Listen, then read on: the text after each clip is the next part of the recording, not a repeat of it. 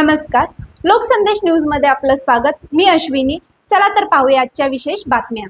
अखिल भारतीय मराठी नाट्य परिषद शाखा सांगली आयोजित रंगसंगत नाट्य प्रशिक्षण कार्यशाळेचे उद्घाटन आज करण्यात आले। सुरुवातीला नाट्य परिषदेचे अध्यक्ष प्राचार्य डॉ. भास्कर ताम्हणकर यांनी स्वागत प्रास्ताविक केले। उद्घाटन प्रसंगी कार्यशाळेचे मुख्य प्रशिक्षक महाराष्ट्रातील ख्यातनाम रंगकर्मी अतुल पेठे यांनी म्हटलं आहे की रंगभूमीविषयी नीट माहिती व्हावी, मनाच्या मशागतीसाठी कार्यशाळेचे महत्त्व अबाधित आहे। तसेच रंगकर्मींनी सातत्य आणि शिस्त यांचे पालन करणे अत्यंत गरजेचे असल्याचं त्यांनी सांगितले।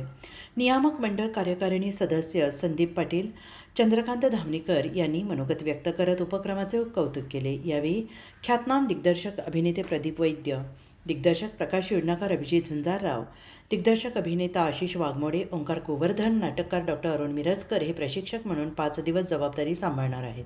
यावेळी नियामक मंडळ कार्यकारिणी सदस्य मुकुंद पटवर्धन यांच्यासह सांगली नाट्य परिषद शाखेचे कोषाध्यक्ष प्रशांत जगताप, उपाध्यक्ष अंजली भिडे, सहकार्यवाह अपर्णा गोसावी, श्रीनिवास जरंडीकर, प्रशांत गोखले, सचिन पारख, कुलदीप देवकुळे, मकरंद कुलकर्णी, संजय कोटणीस इत्यादी उपस्थित होते।